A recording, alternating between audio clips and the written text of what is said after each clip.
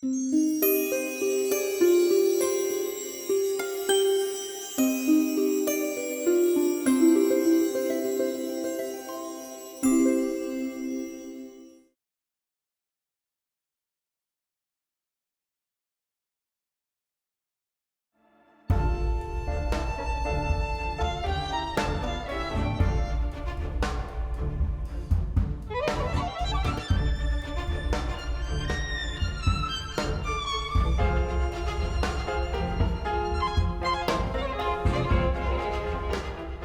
سال 35 بود یه نامه از فرانسه میاد به ایران، یه نفر رو میخوان برای جشنواره پاریس شرکت بکنه. نامه میاد به اداره هنرهای ملی، زیرش هم اون آقای پهلبود رئیس اداره هنرهای ملی بوده. اون موقع کسی نداشتن، هنرپیشه نداشتن، بازیگر نداشتن. یگانه هنر تماشاخانه که بود تماشا تهران بود. هنرپیشه‌هاش هم ما بودیم، من بودم و سارنگ بود و بهرامی بود و بدری هورفر بود و نیکتاج صبری بود و بعدا ایران قادری شد و جهانبخش بود و من از همشون جوانتر بودم و از همشون اون موقع از نظر کاری جلوتر بودم از نظر کار هنری. بنابراین یه نامه می‌نویسم به تماشای تهران. تماشای تهران من معرفی میکنه به اداره هنر برای 3 ماه و من اون موقع از تقاضا میکنم اداره به وزارت اداره 3 ماه به من مرخصی بدن برای جشنواره برم فرانسه که من میرم فرانسه برای جشنواره پاریس برای اولین دفعه. اما برای 3 ماه اونجا بودم و دیگه یعنی یک کارت بلانشی داشتم که هم تئاتر میتونستم برم هم سینما میتونستم برم. برگشتم اومدم برگشتم تئاتر اومدم جای کارگردانی تئاتر میکردم دیگه یواش یواش.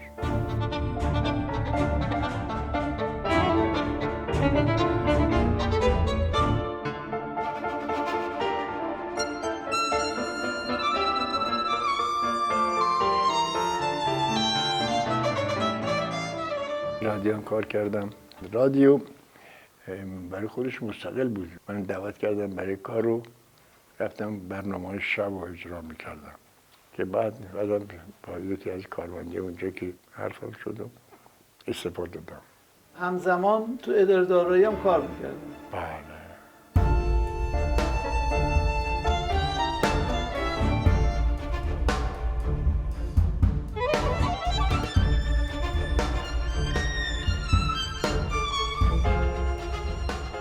آمریکا در سال 46 بود که در یک دوستی داشتم اونجا که وارد کار سینما شده بود، تهیه کننده پیدا کرده بود به نام کرال گیتیلسون و من تماس گرفت از آمریکا که من میخوام یه فیلم ایرانی درست کنم، تو فقط بیا هم به من کمک بکن. همین که اون همیشه اینجا بود رفته بود نام قایم مقامی که هم کمک من بکن، همین که یه فیلم بردار بیار با خودت و یه زن بیار که من زنش فرزانت میرقهاری رو بردم از اینجا، فیلم بردارش هم مجاوری نامی رو بردم. اون فیلمو ما بقیه چیز اونجا از سندیکای شهر میناپولیس گرفتیم. دفتر بزرگی آوردن، ما از روی دفتر اسامی عکس‌ها و اینا رو نگاه کردیم و از اون رو افراد انتخاب کردیم. من چند تا زن انتخاب کردیم، پیس رو نمایشنامه رو من خوندم، دیدم ضعیفه. گفتم که ضعیفه، بعد اصلاحش کردیم و خب بعد مشغول فیلمبرداری شدیم. وقتی به رضا مجاوری دوربین میکار میگفتم که رضا دوربین اونجا نکار، بذار این بر بک‌گراندت یا نور خودم میگفتم. اون وقت از مجلات اومدن سر صحنه ما، بعد این مطلب بزرگی راجع به این فیلمبرداری ما نوشته بودن. نوشتن یک گروه اومده از ایران اینجا فیلمبرداری میکنه، یه هنرپیشه هست، هم بازی میکنه، هم کارگردانی میکنه، هم فیلمبرداری میکنه، همه کاری میکنه بازی هم داشتم عکسش هم داشتم اینو اصلا تخت بودن مورو آخه عجب فیلم درست کردیم بعدم خلاصه آوردیم ایران نمیتونم گذاشتند و حالا هست. راستی دخترم، جری از من خواسته که هرچه زودتر روز جشن عروسی شما رو اعلام میکنم. امیدوارم تو هم آمادگی داشته باشی و منو خوشحال کنی. خلاصه میخوام بهت بگم در نظر دارم با همین خانمی که دیدی ازدواج کنم. آرزوی من خوشبختی توی، ولی باید دقت و مطالعه بیشتری بکنی. من دقت و مطالعه کردم. این خانم زنیه که میتونه جای مادر تو رو بگیره. در خیابان سزاوار یک حیاط بزرگی اجاره کرده بودیم که البته اجارهشو ماهی 10,000 تومان بود. اون موقع 10,000 تومان خیلی پول بود که وزارت فرهنگ اون زمان اجاره خونه ما رو میداد. سندیکا بود که یعنی الان فکر کنیم مثلا ما در سینما اینجا الان 23 رشته صنف سینمایی داریم، بازیگران و چهره پردازان و کارگردان ها و اینا. ولی اون موقع فقط سندیکا همه اون تو مستتر بودن. یعنی مثلا یه فیلم ها میخواست بره باید از طریق ما بره وزارت ارشاد، یا کسی میخواست بیاد کاری بکنه باید تشکیل و تمام این چیزهایی که برای این ساختمان بود مثلا از لوس گرفته نمیدونم خب باید تزیین بشه دیگه. این سه طبقه هنرمندان هنرپیشه‌های اون زمان یعنی سینما خریدن. مثلا تمام فرش‌های این سه طبقه رو فردین خرید، کتابخونه‌اش رو سپرنیا درست کرد. همه اینا من چون جای بزرگی داشت پایین که بعد باشگاه مانند کردن برای غذا و شام و میز بشقاب و دیس و میس و اینا که رو من رفتم گرفتم.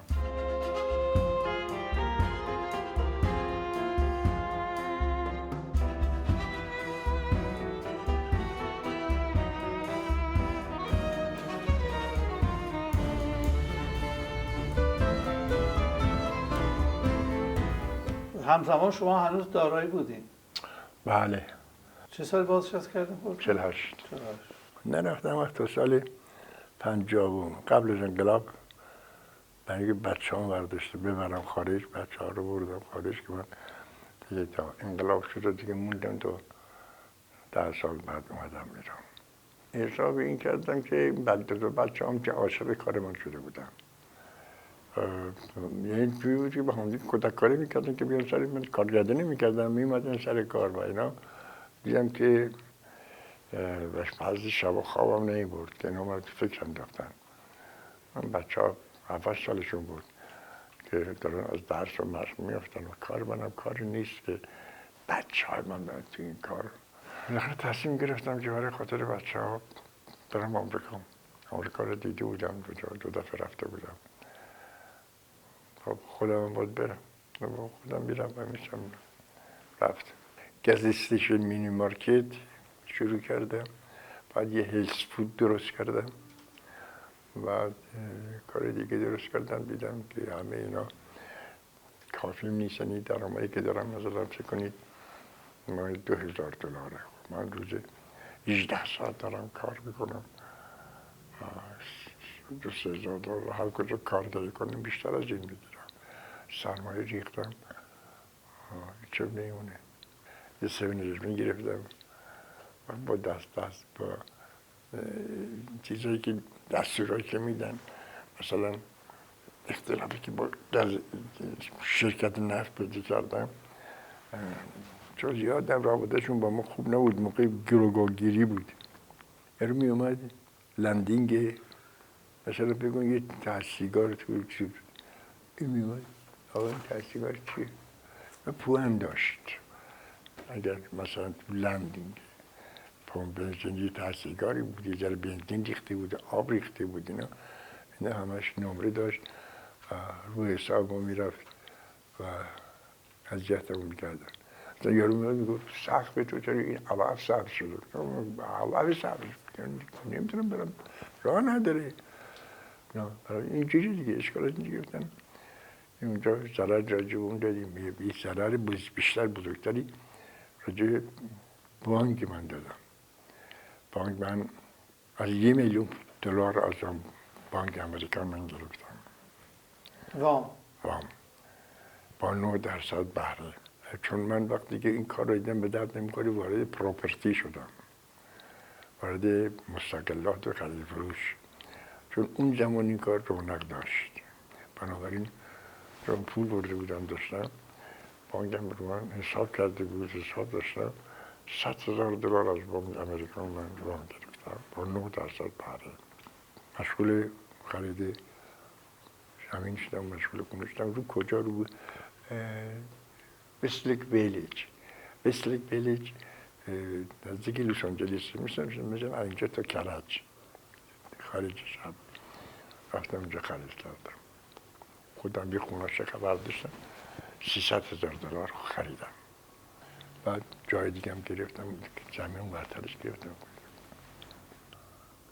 3-4 ماهی گذشت، زمان کارتر بود. وضع اقتصاد آمریکا خراب شده بود.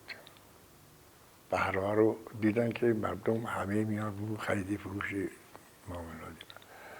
اومدن بهره‌های 9% کردن 12%. یه 3-4 ماه گذشت شد 15%.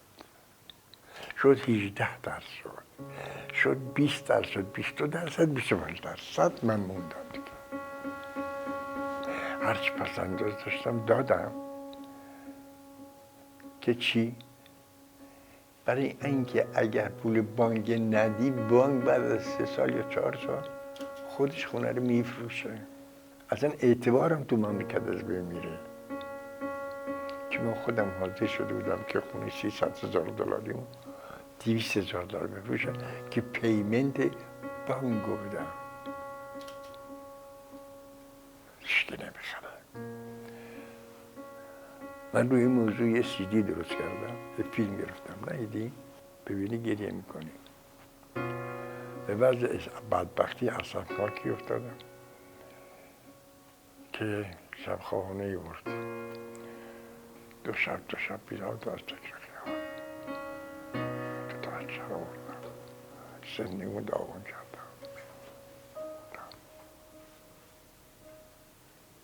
جواب چی بدم؟ اومدم هرچی هم داشتم فروختم. مغازم هم فروختم. با کردیت کارت هایی که داشتم ماشینم پر کردم. دیگه نداره، کردیت کارت هم محل نداره. رفتم در مغازه، یکی از مغازه ها که فروخته بودم به یک کره‌ای. فروختم $70,000 فروخته بودم. $80,000. کاملا خیلی خوشحال شد. مردم خوبی هم هستن. باس come here please come on. اومد بیرون منو بجور برد تو مغازهش. رفتم تو مغازه خودم نشستم پشتم اون دستگاه. رفت برام یه نسکافه بیاره، کافی بیاره. من سیگار نداشتم، یه سیگار دوست دیدم. زندگی و دیگر هیچ. رها کردین اومدین ایران؟ بچه‌ها چیکار کردن همونجا موندن؟ $50,000 داشتم گذاشتم براشون. سال داشتم. چه سالی برگشتین؟ سال 65. بچه‌ها از من زیاد تحویلم نگرفتن، زیادم محبت نکردن. حالا اصلا نمیگن ما پدری داشتیم، کسی ما رو آورد اینجا، کسی برای ما زحمت کشید. اصلا بعضی وقتا تو یکی از کتابام نوشتم تقدیم به کوروش و آرش عزیز، طلبکارهای بی سند که دیدار ما ممکن است به ابدیت بپیوندد. البته اگر تو بگی که تلفنی بزنم، کاغذی بدم، ما پدر داشتیم، چقدر بشر بی عاطفه است. چقدر انسان ها کثیفن.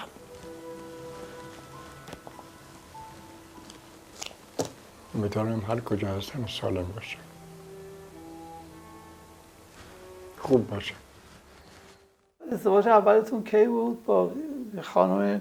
هما شاروخی از خانواده قاجار بود. خانواده بزرگی بودن. چه زنی بود، چه خانمی بود. ما از هم جدا شدیم. چرا جدا شدید؟ بچه وجود نداشت. اون ناراحت بود برای من ناراحت نبودم. بعدم که از آمریکا آمدم رفتم دیدمش، بعدم بهش صحبت کردیم. هنوز دوست بودیم با هم دیگه، ولی جدا شده بودیم. ازدواج دومتون چه سالی بود؟ تلفن 46. با خانم دومتون؟ الان آمریکاست.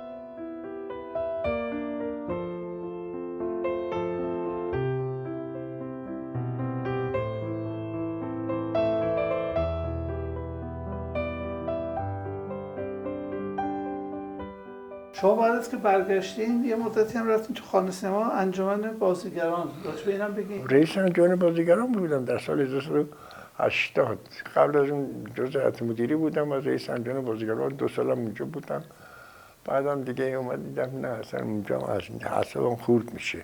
نویسندگی رو تقریبا از سال 1124 25 شروع کردم. اونم علتش موضوع تئاتر بود.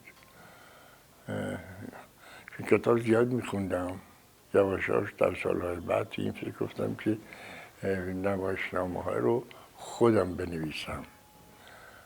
چون خب خیلی نمایشنامه رو بازی کردم، چون کارگردانی میکردم خودم می نوشتم و بعد از وزارت فرهنگ و هنر اون زمان اجازهش می گرفتم و حضور که رو صحنه می بردم.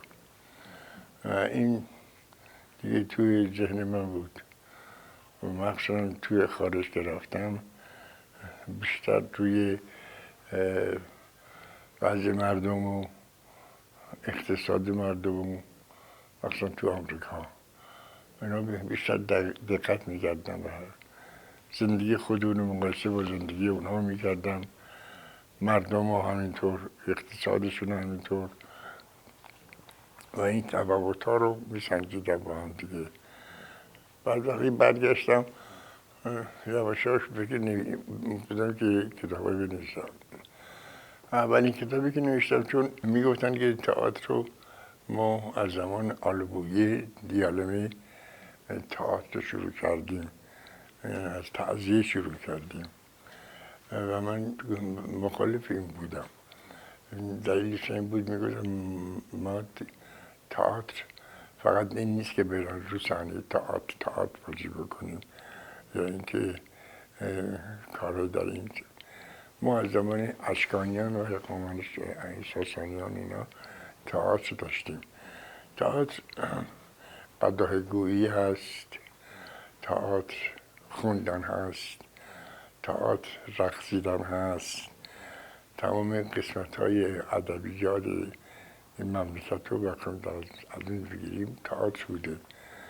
من کتابی نوشتم سری در تاریخ تئاتر ایران از قبل از اسلام تا سال 57. بعدم وقتی اعتراض کردن چرا بعد ننوشتی، گفتم من نبودم ایران از 57 و بعد.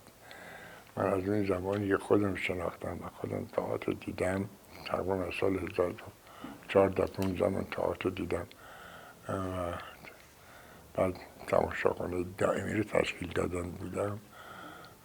به نتیجه تئاتر شروع کردم به نوشتن و این موضوع ثابت کردم که ما تئاتر رو از زمان اشکانیان و هخامنشیان و ساسانیان تئاتر داشتیم. کتاب دومم راجع به تاریخ نوشتم. البته این تاریخ کردم نه اینکه تاریخ فقط ایران باشه، اینو دارم از اروپا گرفتم.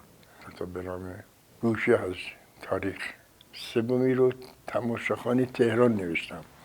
تماشاخانه تهران از روزی که تأسیس میشه از سال 1119 که خودم بودم، از 20 بودم، تماشای تهران رو نوشتم که 30 سال من توی خود تماشای تهران کار کردم، یا بازی کردم یا نوشتم یا کارگردانی کردم و بود دیگه تا سال 50 و رفتم خارج. این از تماشای تهران نوشتم.